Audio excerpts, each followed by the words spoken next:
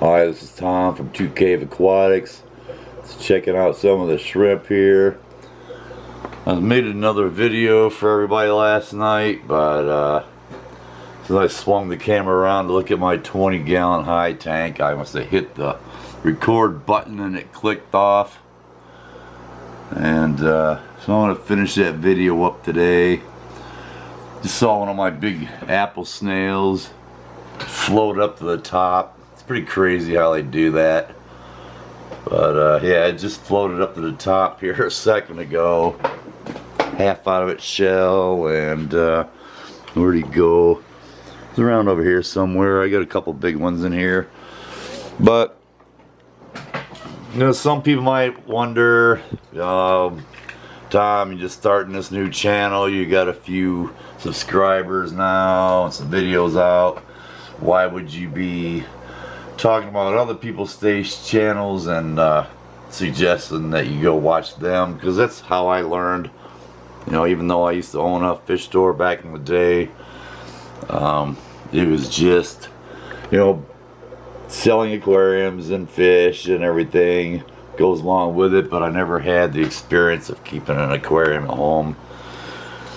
So I've spent hundreds and hundreds and hundreds of hours, months watching videos and gleaning information from all of them. I learned a lot from Father Fish and Alex and a lot of the other people that I watch on here. King of Do It Yourself, he's a good one to watch.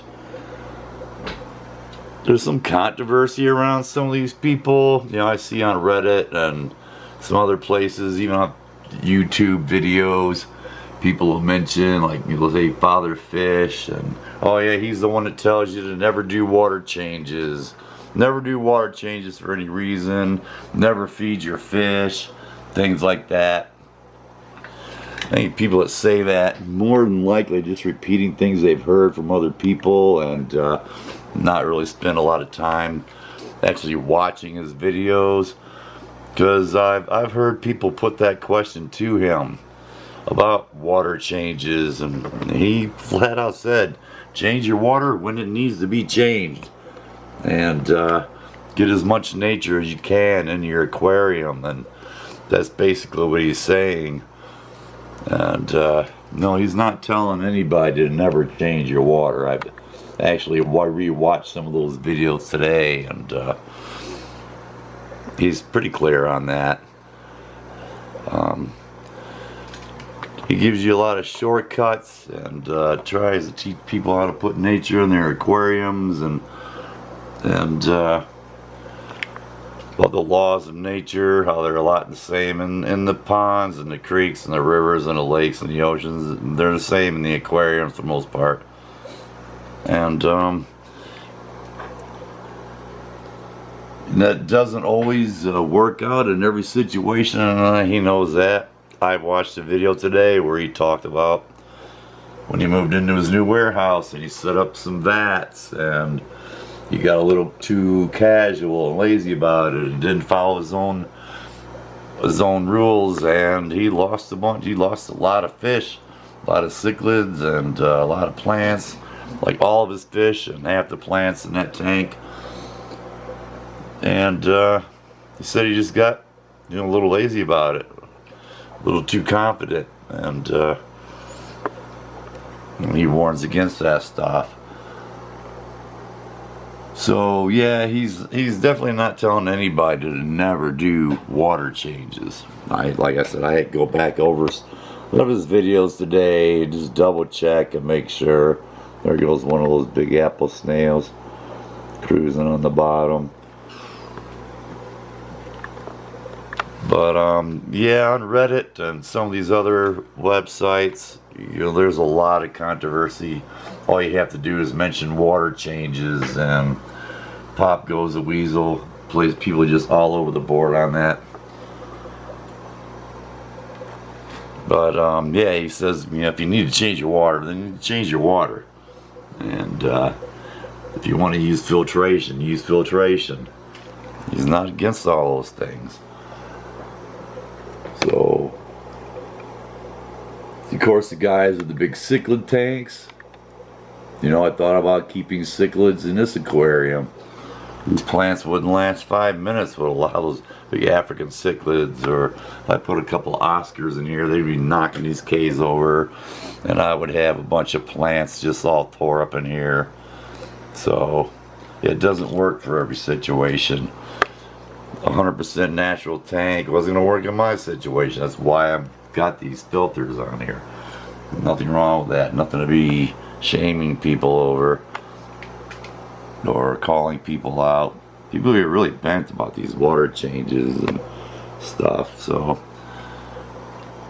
and I can show you my 20-gallon high over there. We got a bunch of work.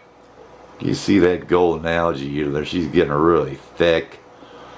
I had to take a golden apple snail out of there last night and put it in the 75 because it wound up underneath her little cave there. She got all bent out of shape and threw him out of there like a bowling ball. So there's a little bit of aggression in this 20-gallon high. I'm definitely going to be moving the angelfish and probably the golden algae eater, because the golden algae eater is going to get too big for this tank. There she is hiding. But they're beating up my plants. Basically, that's it. They are just brutalizing some of these leaves in here. And some of it's the angelfish. Some of it's the golden algae eater. She's always cleaning these leaves off. She's a little rough. She's getting really big. You can see her coming out again there out of her other cave. But she's getting really big and beautiful. You can see through her bends. And she's got a nice gold tint to her eyes. And she's just a beautiful fish. A lot of people return them and or warn against getting Chinese golden algae eaters, because they just get so big and rough, and I just love her. But yeah, spend a lot of time watching videos and seeing what works for you. Don't forget, you know, this is kind of expensive if you want to get bigger tanks. So you really want to put some time and energy into research. What I did when I was watching like Alex on Fishtory, he's got another video out tonight, I think came out like 4:30. The secret history living in your aquarium. Alex from Fishtory, he's got a new video coming out tonight on some new fish, I think, entering the aquarium market. So I want to check that out later.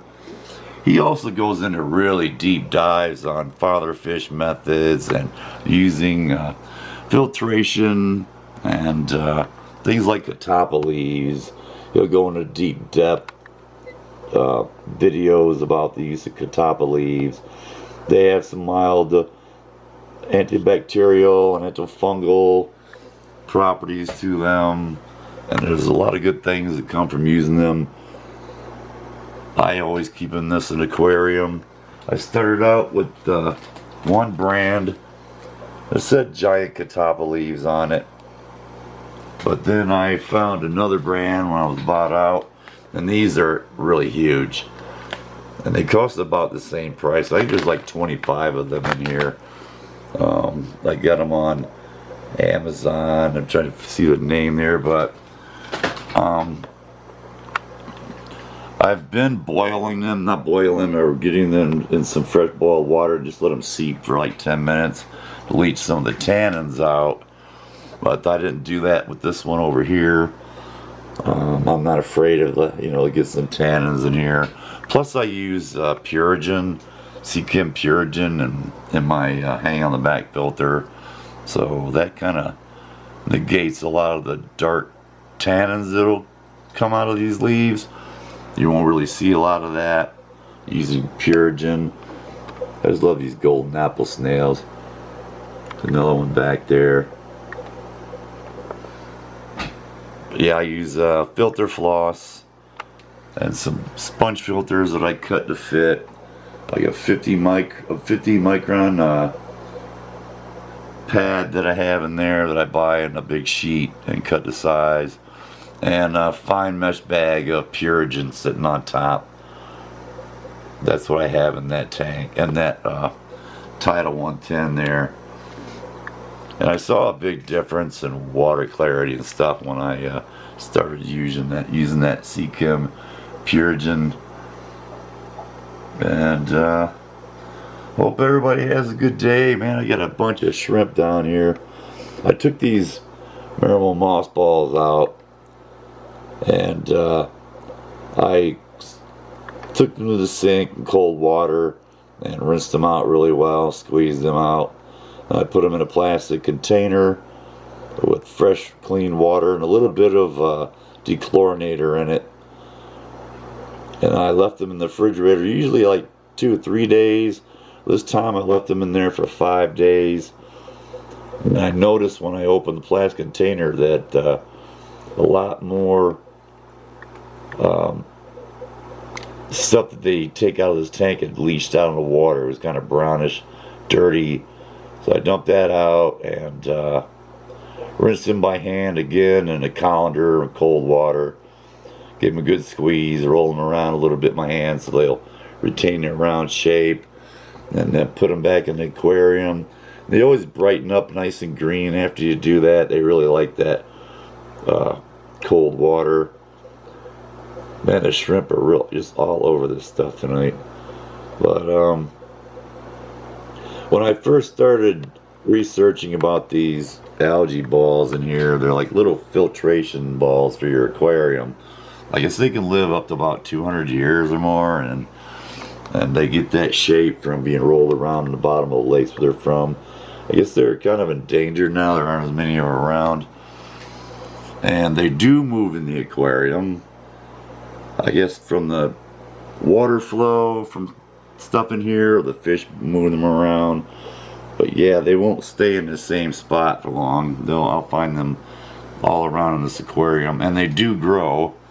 These have definitely grown quite a bit bigger than they were when I first got them. You see that yellow shrimp right there? That's a pure yellow Neocaridina shrimp.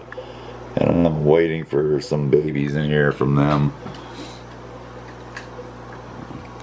So I hope everybody has a great day. And if you're interested in aquarium hobby, I suggest you watch a lot of videos and take a lot of notes, and then go online and research out your notes. If there's anything you don't fully understand and somebody's explaining things, they just go online and research or ask questions.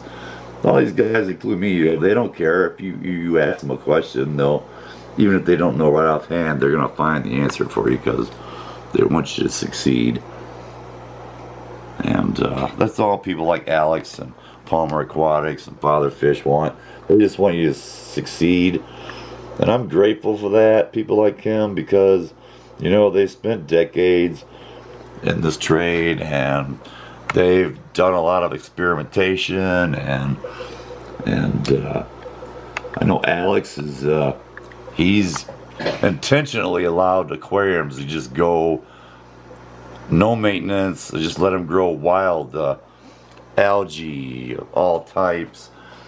You think there's no saving that aquarium, and he does it on purpose so he can make a video for an hour or two and tell you why all that algae came about and how to get rid of it. And I gotta respect that, because I'm not gonna do it in here for you. I'm not gonna let all that grow on my tank. But I can give people tips on how to get rid of it, just like I got rid of it from these rocks and stuff. The hydrogen peroxide treatment. And yeah, take a lot of notes, do a lot of personal research, think about what you want in the end, what you want it to look out like. Take a lot of patience. It takes a lot of patience. And I've had some failures in this tank. I've already told people about the Cory catfish they bred in here, and I had to get those babies out of here, get some down in this tank, some in my 20-gallon tank. I've got couple of aquariums downstairs, so that was a lesson learned. I had to get rid of a bunch of eggs in here today. I'm not going to take the cories out, and I don't care if they'll just let them have their fun, but some of these cories that get pretty sneaky, they'll lay them behind that filter. They've done that twice, hiding behind that filter there instead of on the corner or glass or even a leaf. It's like a hide and seek game with the eggs now, but they're really smart. Surprised how smart some of these fish are. And well, that's about it for today. I just wanted to finish up that video from the other night and say a few more things about some of the YouTubers I've learned from. That's a pretty shrimp there. And wish everybody the best of luck in their ventures. Never give up, and make a mistake, let it be a lesson learned. I learn a lot from other people's mistakes. That's why I watch so many YouTube videos. The people, at least, the people that are honest about the mistakes they make, and so you can learn from them. So have everybody